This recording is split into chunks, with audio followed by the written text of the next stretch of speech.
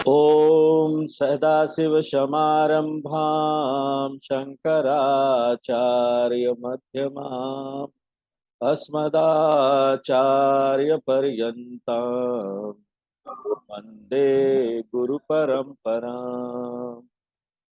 ओम।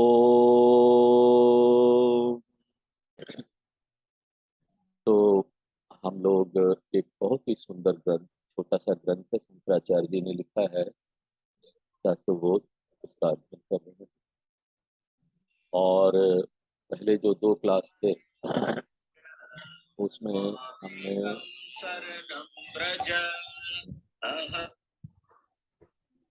साधन चतुष्ट संपन्न अधिकारी का विवेक, वैराग्य, समाधि, षटक संपत्ति, मुमुक्षुत्व। संक्षेप में याद रखने के लिए हमने आपको एक शब्द बताए थे, वह सामा, विवेक, वैराग्य, समाधि, षटक संपत्ति, मुमुक्षुत्व। और तीसरे क्लास में हमने दूसरा चैप्टर जो व्यष्टि विचार है उसको हम देखना शुरू कर चुके थे। व्यष्टि यानी व्यक्ति। इस अध्याय में हम व्यक्ति के बारे में जाने और तीसरे क्लास में हमने छठे श्लोक तक देखा। तत्व विवेक किसको कहते हैं, आत्मा किसको कहते हैं, स्थूल शरीर क्या है, सूक्ष्म शरीर क्या है, ज्ञानेंद्रियां कौन कौन से हैं, ज्ञानेंद्रियों के देवता कौन कौन से। चौथे क्लास में हमने श्लोक नंबर 7 से 12 तक देखा। 7 यानी ज्ञानेंद्रियों के विषय, 8 से 10 में 8 यानी कर्मेंद्रिया कौन कौन से हैं, 9 यानी कर्मेंद्रियों के देवता कौन कौन से हैं, 10 यानी कर्मेंद्रियों के विषय क्या है, 11 यानी कारण शरीर भी देखा, और उसके बाद 12 यानी 3 अवस्था देखा, जागृत, स्वप्न, सुषुप्ति अवस्था। पांचवें क्लास में हमने अवस्था त्रय विवेक किया और पंचकोश विवेक किया। अन्नमय कोश, प्राणमय कोश, मनोमय कोश, विज्ञानमय कोश, आनंदमय कोश, जागृत अवस्था, स्वप्न अवस्था, सुषुप्ति अवस्था, पंचकोश, ये सब देखा। छठे क्लास में हमने दूसरा चैप्टर समाप्त किया, 23 से 28 नंबर श्लोक तक देखा। 23 नंबर श्लोक में देखा कि जैसे हाथ की चूड़ी, कान की बाली, घर को हम मेरा बोलते हैं, मैं नहीं बोलते, इसी प्रकार शरीर, प्राण, मन, बुद्धि को हम मेरा बोलते हैं, मैं नहीं बोलते। इसलिए ये जो शरीर, प्राण, मन, बुद्धि है ना, ये आत्मा। आत्मा क्या है? आत्मा हमने देखा सच्चिदानंद स्वरूप। जो तीनों सत मने, जो तीनों काल में रहे, भूत में भी था, वर्तमान में भी है, भविष्य में भी है। आत्मा सत्य स्वरूप। काले त्रयपि तिष्ठति, तीनों काल में जो रहे उसको सत्य बोलते, वही सत्य है। बाकी सब तो क्या है कि वो है ही नहीं, आता है जाता है। और 26 में देखा आत्मा ज्ञान स्वरूप है। जितना भी हमको ज्ञान होता है, हम जिंदा हैं, हमको लगता है हम कुछ सोच सकते, बोल सकते हैं, वो आत्मा के कारण। आत्मा सुख स्वरूप है, अनंत होने के कारण। हम जब असीमित हो जाते हैं तो वो जो असीमित का सुख है वो याद। तो ये तीनों सच्चिद आनंद कोई अलग अलग नहीं है, एक ही सच्चिद आनंद। जो सत्य होगा ना वही चित्त भी होगा।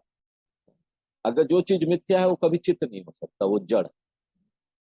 इस प्रकार मैं सच्चिदानंद स्वरूप आत्मा हूँ। उसके बाद हमने तीसरा चैप्टर भी देखना शुरू कर दिया था। तीसरे चैप्टर का हमने पहला श्लोक देखा। आचार्य बोलते हैं कि हम पूरे सृष्टि को 24 तत्वों में विभाजित करते हैं। उसके बाद हम श्लोक नंबर 2 भी देखना शुरू कर चुके थे। एक बार हम श्लोक नंबर 2 पढ़ लेते हैं। दोनों श्लोक को पढ़ते एक। अथ चतुर्विंशति तत्वोत्पत्ति प्रकारम वक्ष्यामः। अब हम बताते हैं कि इन 24 प्रकार के तत्वों की उत्पत्ति कैसे होती है। दूसरा था ब्रह्माश्रय सत्व रजस तमो गुणात्मिका माया अस्ति। ब्रह्म पर आश्रित रहने वाली एवं सत्व गुण, रजोगुण और तमोगुण वाली माया। देखो पहले, सबसे पहले क्या था यहाँ, सृष्टि के बनने से पहले ब्रह्म। तो यहाँ पर हम देखते हैं कि ब्रह्म और माया दो शब्दों का उपयोग। अब हम इन दोनों शब्दों को देखो, ब्रह्म माया ना, पूरे हमारे शास्त्रों में ब्रह्म माया, ब्रह्म माया, पूरा रामचरितमानस में भी आप देख रहे हैं आ रहा है। जब भी ये दो शब्द आए ना, यहाँ पर जो हम परिभाषा बताए हैं ना, वो आपके मन में आ जाना है। गुरु जी बोल रहे रामचरित ब्रह्म, श्री भगवान पर ब्रह्म तत्व है, राम जी पर ब्रह्म तत्व। तो इन दोनों शब्दों को ना बहुत अच्छी तरीके से समझ लीजिए, गांठ बांध लीजिए। पूरे शास्त्र में जहां पढ़ेंगे ये दो शब्द, और इन्हीं दो शब्दों से आपको ज्ञान। हमने देखा कि आत्मा और ब्रह्म उसी चेतन तत्व का दो। हमने देखा कि ब्रह्म और ब्रह्मा जी में भी अंतर है, पिछले क्लास में हमने बताया ब्रह्म और ब्रह्मा जी इसमें अंतर है। ब्रह्मा जी यानी भगवान, चतुर्मुख वाले जो फोटो में दिखते हैं वो भगवान, वो ब्रह्म नहीं। हाँ? ये दोनों में अंतर है। अब आगे देखते हैं ना और हमने ये भी देखा कि ब्रह्म और ब्राह्मण में भी अंतर। ब्राह्मण यानी वर्ण जाति का ब्राह्मण, वो ब्राह्मण ये ब्रह्म अलग अलग है ना। अब आगे देखते हैं माया क्या है। देखो पूरे संसार में हमको दो तरह की चीजें दिखाई देती है, एक तो चेतन है और दूसरा जो जड़ है। हम चल फिर बोल सकते हैं, सोच सकते हैं, निर्णय ले सकते हैं, किंतु दूसरी और वस्तु है ना, जैसे पेन पेंसिल किताब टेबल चेयर गाड़ियां, ये सारी चीजें चल फिर बोल नहीं सकती, अपने आप नहीं कर सकती। तो अगर गाड़ी चल सकती तो भाग जाती, आपको छोड़कर आपका गाड़ी दूसरे व्यक्ति के पास चला जाती, दूसरा व्यक्ति की गाड़ी आपके पास आ जाती। नहीं, हमको आप अच्छा लगते ऐसा वो नहीं कर सकते, वो लोग जड़ है। तो यह जो जड़ तत्व है जिसमें अपना कोई जीवन नहीं है, वह सारे जो पदार्थ है ना, जितना भी अपना यहाँ पदार्थ दिखाई देता है वो सब क्या है, माया। माया जड़ तत्व, क्योंकि माया में अपनी चेतनता कोई नहीं। माया चेतन होने के लिए आत्मा से चेतनता उतार ले। इसलिए देखिए, चेतनता के बिना शरीर का कोई अस्तित्व नहीं। ये चेतनता शरीर में व्याप्त होकर शरीर को जिंदा कर देती, किंतु जब शरीर इस अवस्था में नहीं रहता कि वो चेतनता को अभिव्यक्त कर सके, तो शरीर भी नहीं रहता। शरीर जब खराब होने लगता है ना, उपकरण की तरह है, वो चेतनता को अभिव्यक्त कर देता है। रेडियो है सर, उसका रेडियो ठीक रहेगा तो गाना आएगा। अभी विविध भारती गाना आ रहा है, रेडियो खराब हो गया तो गाना वहीं पर है, हवा में गाना है, उसको पकड़ नहीं पा।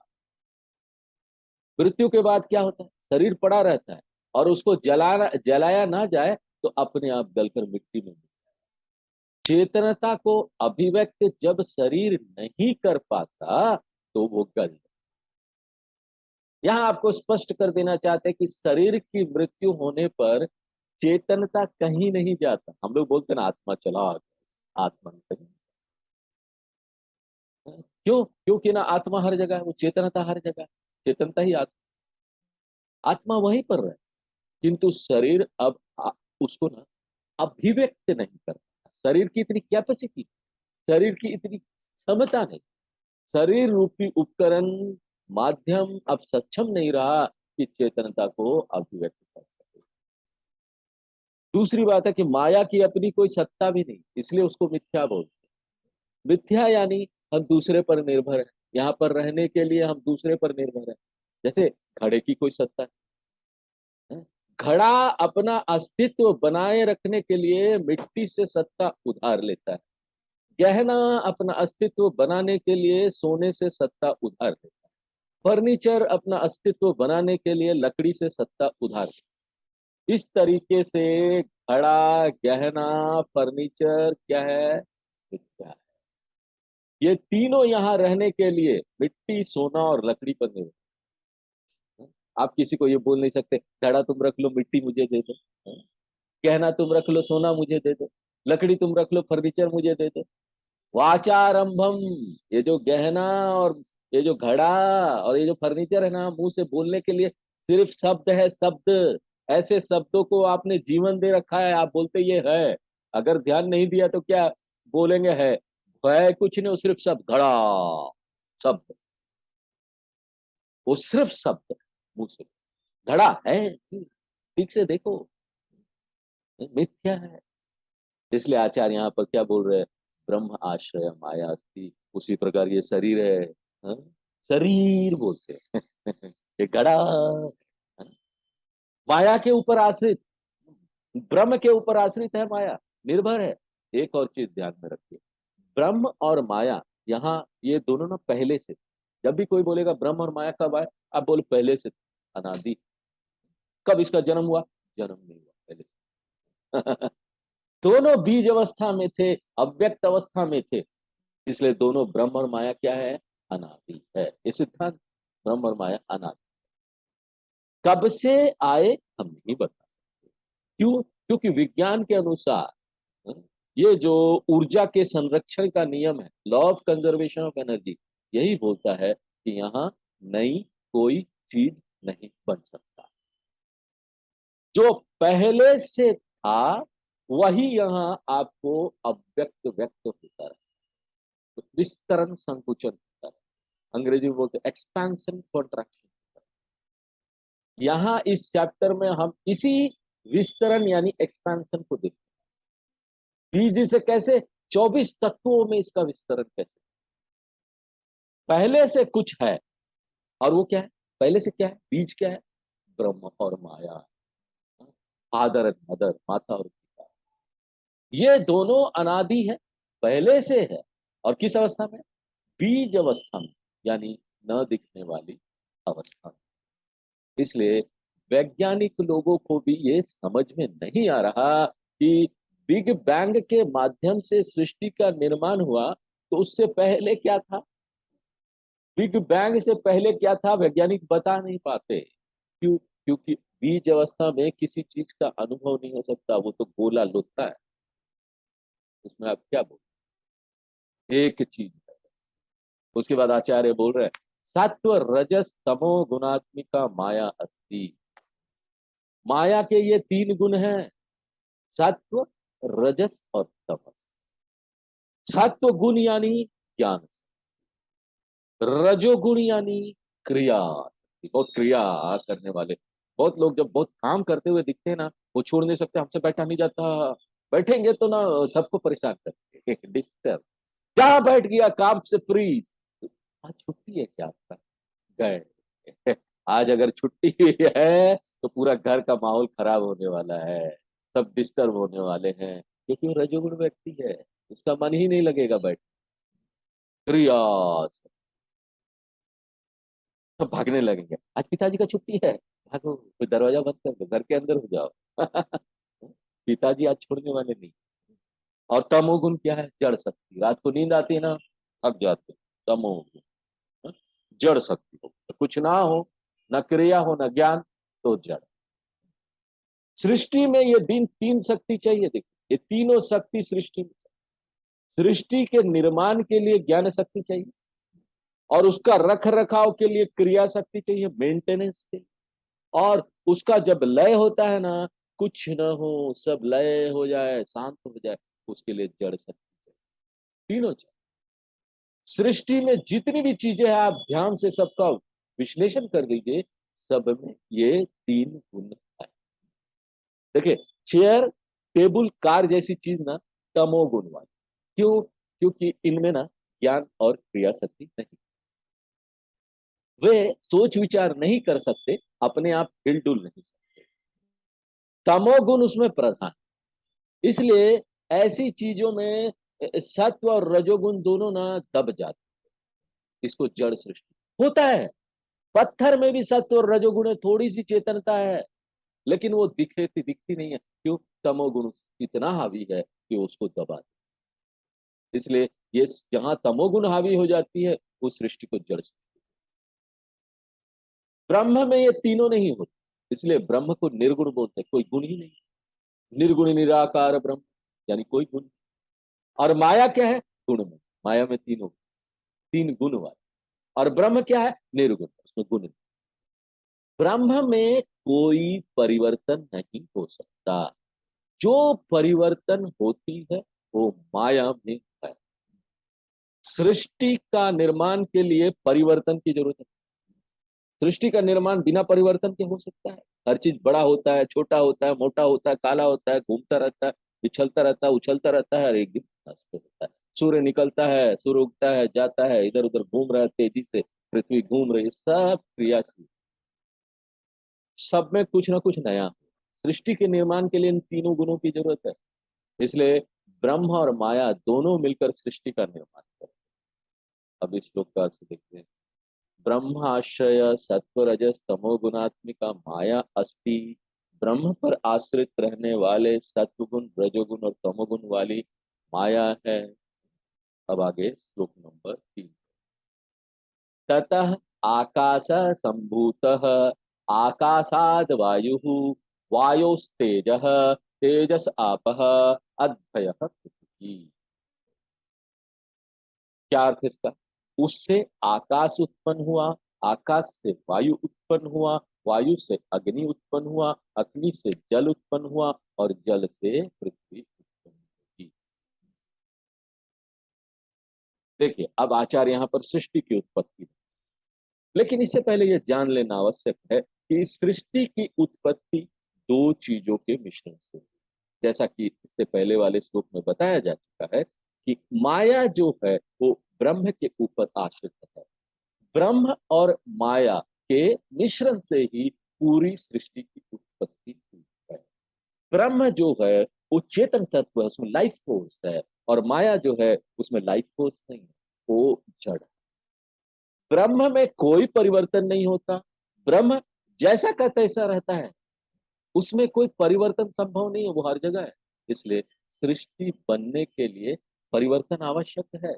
तो यह जो परिवर्तन होता है वो ब्रह्म में नहीं होता, माया। ब्रह्म ओनली लाइफ फोर्स देता है, उसके रहने मात्र से माया यहाँ पर अपना कार्य करता है। जिस तरीके से सूर्य है ना, सूर्य के प्रकाश मात्र से यहाँ पूरा जीवन जगमगा और सब अपना कार्य कर, उसी तरीके से ब्रह्म के रहने मात्र से माया अपना कार्य जारी रखती। वो कुछ नहीं करता, सिर्फ उसके रहने मात्र।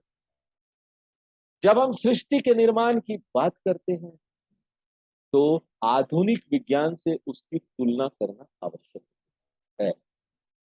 पहले के समय में हमारे शास्त्र ही बताते थे कि सृष्टि का निर्माण कैसे हुआ, किंतु आधुनिक विज्ञान के आने के बाद सृष्टि के निर्माण की खोज में एक अलग तरीके से कार्य शुरू किया। आज के दिन में वैज्ञानिक लोग इसमें बहुत खोज कर रहे हैं, बड़ा बड़ा टेलीस्कोप बना लिया, इतना पैसा खर्च कर रहे हैं, बड़ा बड़ा लेबोरेटरी बन गया, दुनिया के लोग उसमें आए हैं, ऊपर अंतरिक्ष में स्टेशन बना दिया, इंटरनेशनल स्पेस स्टेशन। वहां पर रशिया, अमेरिका, सब लोग जाकर वहां ऊपर अंतरिक्ष में रह रहे हैं, खोज कर। और इस विषय में अंग्रेजी में जो इस विषय, ये जो विषय है इसको बोलते हैं कॉस्मोलॉजी। विज्ञान का जो कॉस्मोलॉजी, जो सृष्टि के निर्माण की बात करें ना, उसको बोलते हैं कॉस्मोलॉजी। विज्ञान का जो यह विषय है वो ब्रह्मांड के निर्माण का अध्ययन है। बहुत पहले कॉपरनिकस, गैलीलियो जैसे वैज्ञानिक, कब? 16वीं शताब्दी। अभी क्या चल रहा है? अभी अभी 2022 22 चल, 16वीं शताब्दी। वैज्ञानिक लोग उस समय ना अपने तरीके से इस विषय पर चर्चा और खोज वो शुरू कर। उन्होंने ये खोजा कि आकाश का निर्माण नहीं हुआ, आकाश पहले से था। उसके बहुत समय बाद आइंस्टाइन जैसे वैज्ञानिक, उन्होंने जनरल थ्योरी ऑफ रिलेटिविटी का सिद्धांत दिया। इसके अनुसार आकाश का भी निर्माण हुआ है। उन्होंने पुराने वैज्ञानिक के सिद्धांत को नकार कर यह निष्कर्ष निकाला कि आकाश का भी नहीं। उसके बाद वैज्ञानिक ये भी बोल रहे हैं कि आकाश फैल रहा है। और आकाश जो है डार्क मैटर का बना। डार्क मैटर मालूम क्या? नहीं दिखने वाला पदार्थ, जो आपको दिखाई ना दे लेकिन वो अपना काम कर। इसलिए निष्कर्ष ये भी निकलता है, आकाश कोई शून्यता नहीं है। जब आकाश फैल रहा है, आकाश का निर्माण हुआ, तो आकाश भी एक पदार्थ है। यहाँ आपको लगता है कुछ नहीं है, लेकिन है। हमारे शास्त्रों में जो बात बताई गई है, धीरे धीरे वैज्ञानिक उन्हीं सिद्धांतों को स्वीकार। यहाँ पर देखिए, आचार्य सृष्टि के निर्माण की प्रक्रिया को 4 चरणों में बताया। पहले सूक्ष्म पंच महाभूत का निर्माण होगा, उसके बाद दूसरे चरण में इन सूक्ष्म पंच महाभूत से सूक्ष्म सृष्टि का निर्माण, उसके बाद तीसरे चरण में स्थूल पंच महाभूत का निर्माण होता है, और उसके बाद चौथे चरण में इस स्थूल पंच महाभूत से स्थिल स्थूल सृष्टि का। तो पहले चरण का निर्माण पंच महाभूत से हो। यह सूक्ष्म पंच महाभूत, 2 तरह के पंच महाभूत, सूक्ष्म और स्थूल। अभी सूक्ष्म है। आचार्य यहां बोल रहे हैं ततः आकाश संभूता। ब्रह्म और माया के मिश्रण से सबसे पहले आकाश का निर्माण हुआ। ततः आकाशा संभूत। पहले में तो ब्रह्म और माया के मिश्रण से सबसे पहले आकाश का निर्माण हुआ। आकाश का गुण क्या है? सत्य। लेकिन अभी ये सूक्ष्म है, इसलिए हम इसको सुन नहीं सकते। व्यवहार करने के लिए हमको स्थूल शरीर की जरूरत है। बिना स्थूल शरीर के हम शब्द को नहीं सुन सकते। आकाश नहीं होना तो साउंड ट्रैवल भी नहीं कर सकेगा, ध्वनि नहीं ट्रैवल, आपको ध्वनि सुनाई नहीं देगा, जगह नहीं। ये भैकम कर दो ना तो ध्वनि नहीं सुनाई देगी, भैकम को जगह ही नहीं। शब्द को हम सुन सके इसके लिए हमको स्थूल चीजें चाहिए। अभी ये सूक्ष्म, वैज्ञानिक लोग पहले ये सोच रहे थे कि गहरे आकाश गंगा में कोई ध्वनि नहीं है, किंतु बाद में पता चला आकाश में ध्वनि है, किंतु हम उसको सुन नहीं सकते, वो हम तक पहुंचता नहीं, ट्रैवल नहीं करता। उसके बाद आचार्य बोलते आकाशाद वायु, आकाश से वायु का निर्माण। वायु में दो गुण क्या है? शब्द और स्पर्श। देखिए जब वायु आता है ना, चलता है ना हवा, वो आपके त्वचा को स्पर्श, तब आपको फील होता है यहाँ पर कोई चीज हवा है। तो इसका क्या गुण है मालूम? स्पर्श। आकाश का क्या गुण है? शब्द।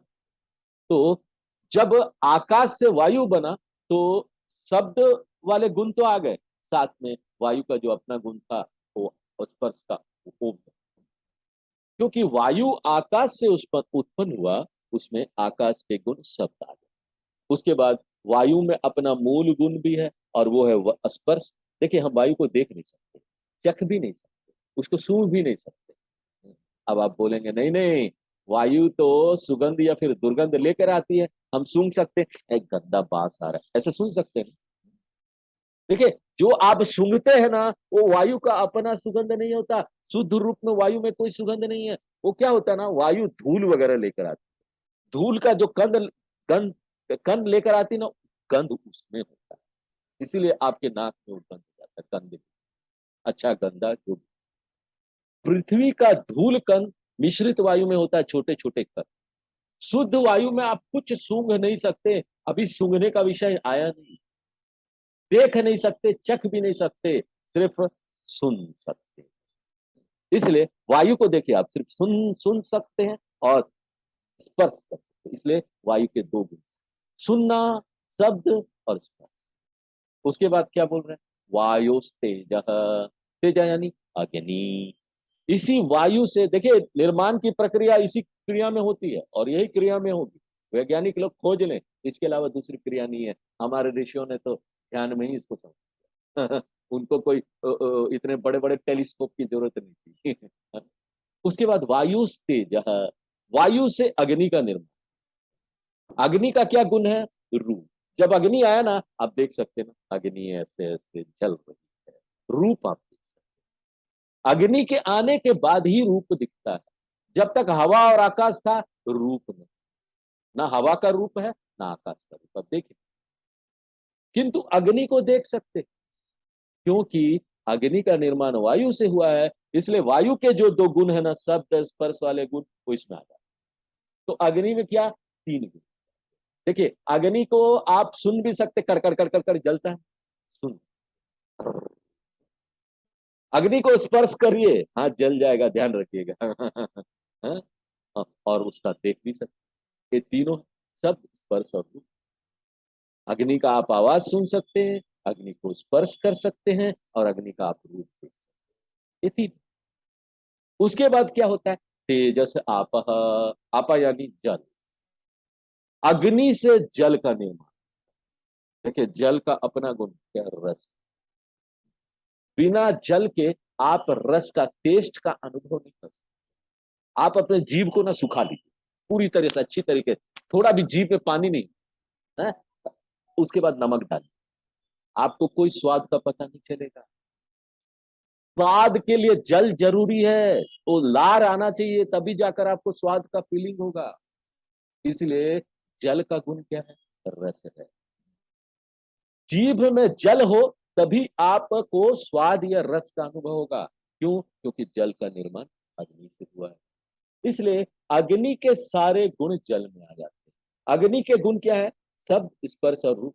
जल का अपना गुण क्या है? रस। तो जल के चार गुण क्या हो गए? शब्द, स्पर्श, रूप और रस, जल के चारों गुण देख लीजिए। जल में आपको गड़ कल कल कल कल कल कल आवाज भी सुनाई देगा, आप उसको छू सकते हैं, ठंडा गर्म, आप उसको देख सकते हैं, जल जा रहा है, और आप टेस्ट भी कर सकते हैं कैसा है, साफ साफ है कि नहीं है? उसके बाद क्या बोल रहे हैं आचार्य, अद्भय पृथ्वी। अब देखिए अद्भय, इसी जल से पृथ्वी का निर्माण। पृथ्वी का अपना गुण क्या है हमारे में, गंध। क्योंकि पृथ्वी का निर्माण जल से हुआ है, इसमें जल के चार गुण यानी शब्द, स्पर्श और रस दिया जाए। इसके कारण पृथ्वी के पांच गुण क्या हो जाएंगे, शब्द, स्पर्श, रूप और रस और गंध। इसलिए हमने बोला जब हवा ट्रैवल करके आती है आपके नाक में, हवा का गंध आता है, उसमें पृथ्वी के मिट्टी के कण छोटे छोटे ही होते हैं, गंध उसका होता है, हवा का नहीं। इसलिए गंध पृथ्वी के बनने के बाद ही यहाँ पर। एक बात यहाँ नोट करने वाली है कि आकाश को सिर्फ एक ज्ञानेंद्रिया यानी कि कान ही पहचान, वायु को दो ज्ञानेंद्रिया यानी कान और त्वचा पहचान। इसलिए देखो, इसलिए आकाश को क्या है, देखिए आकाश को सिर्फ एक ज्ञानेंद्रिया कान पहचान सकती है, वायु को दो ज्ञानेंद्रिया यानी कान और त्वचा पहचान सकती है, अग्नि को तीन ज्ञानेंद्रिया यानी कान, त्वचा और आंखें पहचान सकती है, जल को चार ज्ञानेंद्रिया और पृथ्वी को पांच ज्ञानेंद्रिया पहचान सकती है। तो इस तरीके से सूक्ष्म ज्ञानेंद्रिया का निर्माण इसी क्रम में, ये क्रम याद है। सबसे पहले आकाश का निर्माण हुआ, फिर वायु, फिर जल, फिर अग्नि, फिर अंत में पृथ्वी। इस तरह से इस तरह इस क्रम। तो अब इस श्लोक का अर्थ देखते हैं। ततः आकाश संभूत, आकाशाद वायु, वायुस्तेज, तेजस आपः, अद्भयः पृथ्वी। अर्थ हमने देख लिया था, अब आगे जाएंगे। एतेषां पंचतत्वानां मध्ये आकाशस्य सात्विकांशात् श्रोत्रेन्द्रिय संभूतम, वायोः सात्विकांशात् त्वगिंद्रिय संभूतम, अग्ने सात्विकांशात् चक्षुरेन्द्रिय संभूतम, जलस्य सात्विकांशात् रसनेन्द्रिय संभूतम, पृथ्व्याः सात्विकांशात् घ्राणेन्द्रिय संभूतम। तो ये क्या हो गया, अब यहां से दूसरे चरण की सृष्टि का निर्माण शुरू होता है। पहला सूक्ष्म पंच महाभूत का निर्माण हो गया। हमने देखा कि पंच महाभूत का निर्माण ब्रह्म और माया के मिश्रण से हुआ। माया के तीन गुण हैं, सत्व, रजस और तम। हमने इस बात को भी स्पष्ट रूप से समझा कि ब्रह्म में कोई परिवर्तन संभव नहीं, माया परिवर्तित होती है, और आगे सूक्ष्म पंच महाभूत सृष्टि का निर्माण। क्योंकि माया के तीन गुण हैं, इसलिए इन सूक्ष्म महाभूत में भी ये तीन गुण आ जाए। इन अलग अलग पंच महाभूत से उनके अलग अलग गुण से आगे सूक्ष्म सृष्टि करना, सूक्ष्म शरीर करना। एक और बात यहाँ नोट करने वाली है कि हम जानते हैं कि सत्व गुण ज्ञान शक्ति है, इसलिए ज्ञानेंद्रियों के निर्माण में इनका हाथ होना चाहिए। सत्व गुण में है ना ज्ञान शक्ति, तो ज्ञानेंद्रियों का निर्माण इसी से होगा। तो आचार्य बोलते हैं एतेषां पंच तत्वानां मध्ये, यानी इन पंच महाभूत से आकाशस्य सात्विकांशात् श्रोत्रेंद्रिय संभूतम, आकाश के सात्विक अंश से श्रोत्रेंद्रियम यानी कान ज्ञानेंद्रिय का निर्माण। आकाश शब्द सुनता ना, इसलिए आकाश से ही उसका निर्माण। कान का, कान की जो शक्ति है उसकी हम यहाँ बात कर रहे हैं, सूक्ष्म कान। क्योंकि आकाश का गुण है शब्द, कान से हम शब्द सुन सकते हैं, इसलिए बहुत प्राकृतिक है कि आकाश से ही श्रोत्रेंद्रियों का निर्माण होगा, और वो भी आकाश के सत्व गुण से। क्योंकि सत्व गुण क्या है, ज्ञान शक्ति है। और उसके बाद क्या बोलते हैं, वायु सात्विकांशात्, तो वायु सात्विकांशात् त्वगिंद्रिय, वायु के सात्विक अंश से त्वग इंद्रिय यानी त्वचा इंद्रिय का निर्माण। वायु के गुण क्या है, वायु का गुण है स्पर्श, वायु स्पर्श करता है तुमको पता है।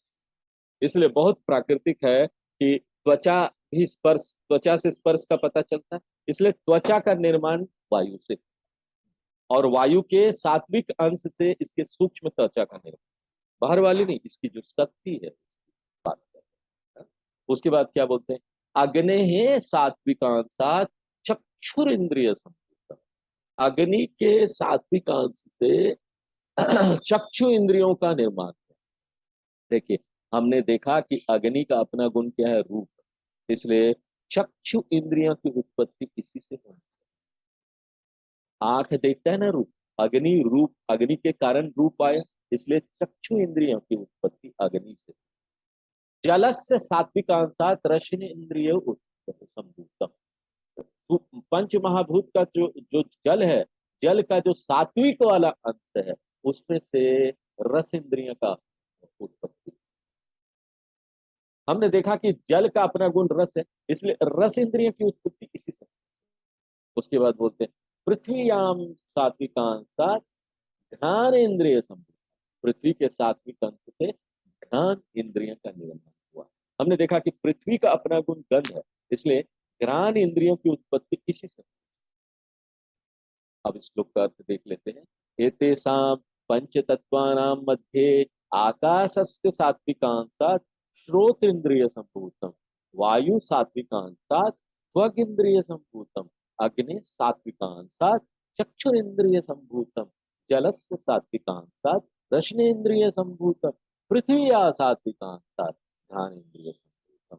इन पंच तत्व में से आकाश के सात्विक अंश से कान इंद्रियों की उत्पत्ति हुई, वायु के सात्विक अंश से त्वचा इंद्रियों की उत्पत्ति हुई, अग्नि के सात्विक अंश से आंख इंद्रियों की उत्पत्ति हुई, जल के सात्विक अंश से जीव इंद्रियों की उत्पत्ति हुई, पृथ्वी के सात्विक अंश से नाक इंद्रियों की उत्पत्ति। अब आगे श्लोक नंबर 5 से 10 एक साथ।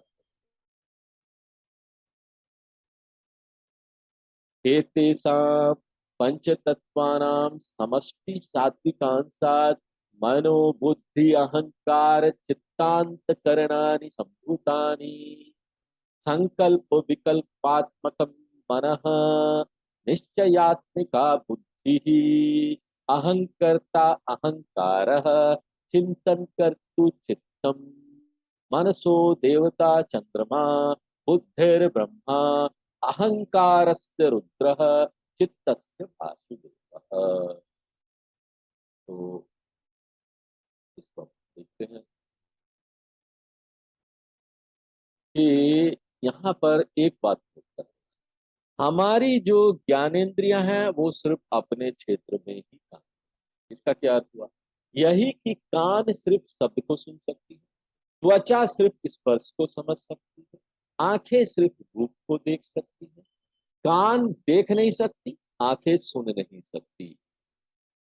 तो शरीर में ऐसा कोई भाग होना चाहिए जो इन सबके ज्ञान को एक जगह लाकर समन्वित करे, और इन सब का समन्वय कौन करती है, मालूम, अंतःकरण।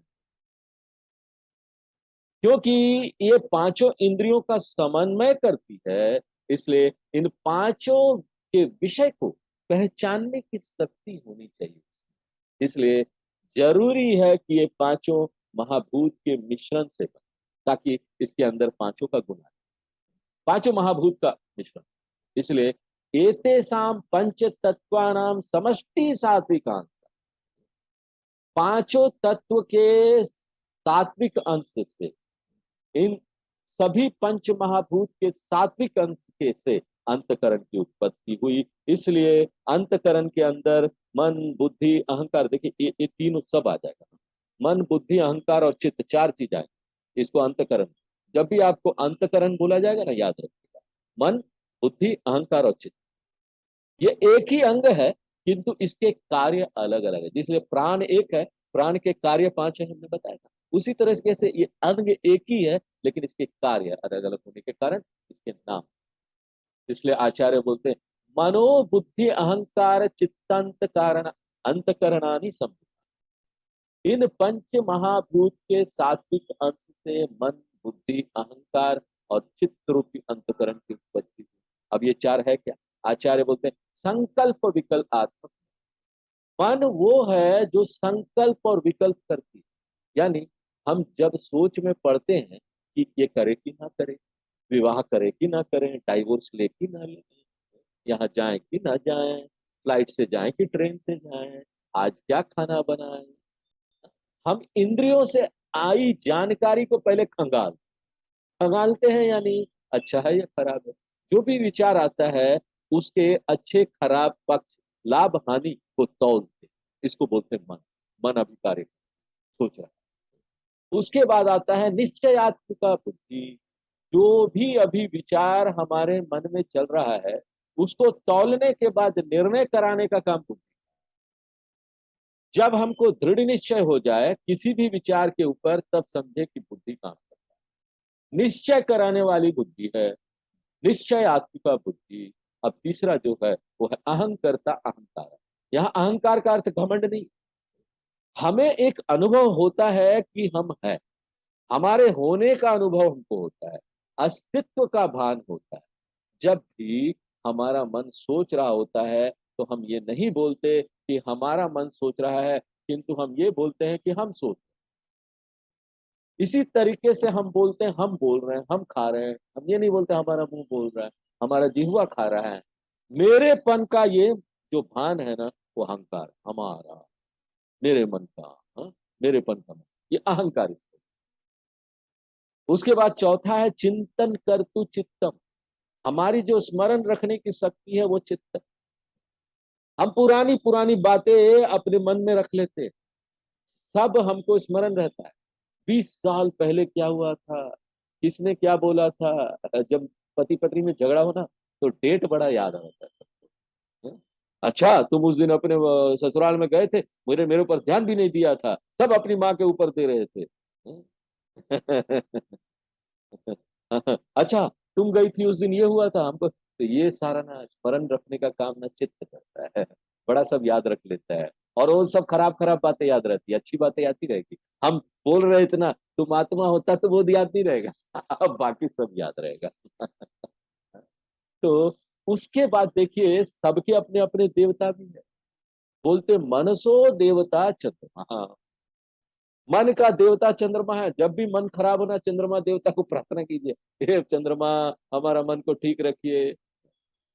जब हम पांच इंद्रियों के बारे में देख रहे हैं, दूसरे चैप्टर में हमने देखा था कि ज्ञानेंद्रियों और कर्मेंद्रियों के देवता, ये देवता को ज्ञानेंद्रियां और कर्मेंद्रियां की पूरी शक्ति। एक व्यक्ति को इस शक्ति में से थोड़ी शक्ति मिलती, देवता के पास पूरी शक्ति है।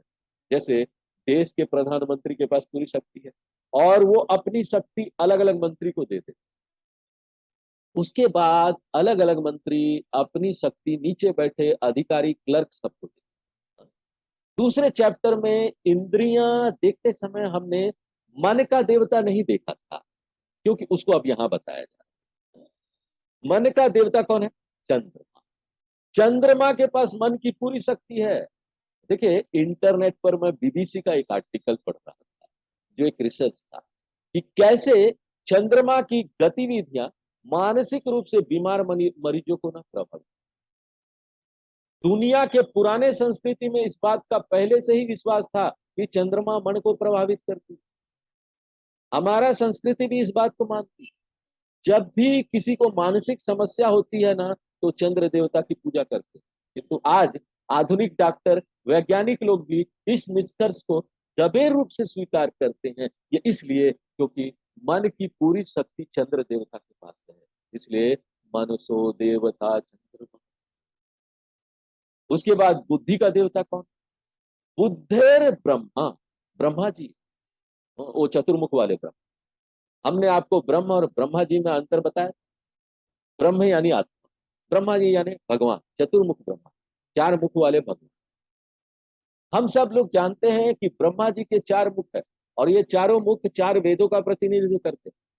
चार वेदों में संसार का सारा ज्ञान समाया हुआ, ऐसा कुछ नहीं है जो उसमें नहीं। इसलिए ब्रह्मा जी ज्ञान का प्रतिनिधित्व करते हैं, और बुद्धि में ज्ञान शक्ति होती है। इसलिए बुद्धि का देवता कौन होना चाहिए? ब्रह्मा जी। वो ज्ञान है उसमें, इसलिए ब्रह्मा जी बुद्धि के देवता, उनके पास पूरा ज्ञान। तभी तो वो सृष्टि का निर्माण कर पाए। जिसके पास ज्ञान ही नहीं होगा, सृष्टि का निर्माण कैसे? उसके बाद अहंकार के देवता कौन है? अहंकार से रुद्र। अहंकार सब कुछ नष्ट कर देती भैया। अहंकार कारण है यहाँ संसार में जो भी समस्या आती है उसका। ये जो यूक्रेन और रशिया में अभी जो इतना महीने से युद्ध चल रहा है, कितना नष्ट हो गया, कितने लोग मर गए, कितना घर परिवार नष्ट हो गया, बच्चे अनाथ हो गए, किस कारण से? अहंकार। दो नेता आपस में अहंकार पकड़े हुए हैं, छोड़ना नहीं। अहंकार के कारण ना संबंध खराब हो जाते हैं, लोग एक दूसरे से दूर हो जाते हैं, व्यवसाय नष्ट हो जाती है। और कई बार ऐसा होता है ना, अहंकार के कारण से लोग आत्महत्या तक करते हैं। हमारे जो त्रिमूर्ति भगवान है, भगवान विष्णु और महेश, ब्रह्मा जी सृष्टि के रचयिता है, विष्णु भगवान सृष्टि का रख रखाव करते हैं, यानी वो स्थिति करता है।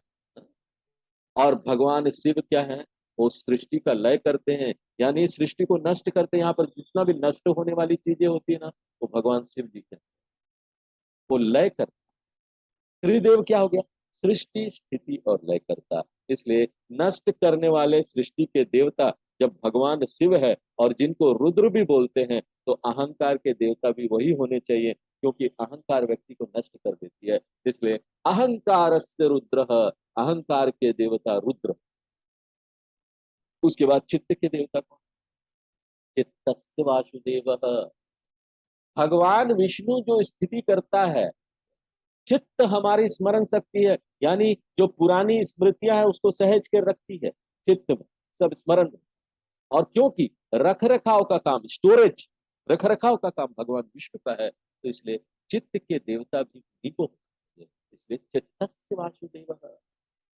अब यहाँ पर 9 अंगों का जन्म हो गया, 5 ज्ञानेंद्रियों का और 4 अंतकरण का। अब श्लोक का अर्थ देखते हैं कि इन सभी पंच तत्वों के सत्व अंश के सम्मिलित होने से मन, बुद्धि, अहंकार और चित्त वाली अंतकरण उत्पन्न हुए हैं। संकल्प और विकल्प करने वाला मन है, निश्चय करने वाली बुद्धि है, मैं की वृत्ति अहंकार है, चिंतन करने वाली वृत्ति चित्त है। मन का देवता चंद्रमा, बुद्धि का देवता ब्रह्मा, अहंकार का देवता रुद्र, चित्त का देवता वासुदेव। पूर्णमदः पूर्णमिदं पूर्णात् पूर्णमुदच्यते पूर्णस्य पूर्णमादाय पूर्णमेवावशिष्यते। ओम शांति। ओम शांति शांति शांति। हरि ओम गुरुजी, प्रणाम। हरि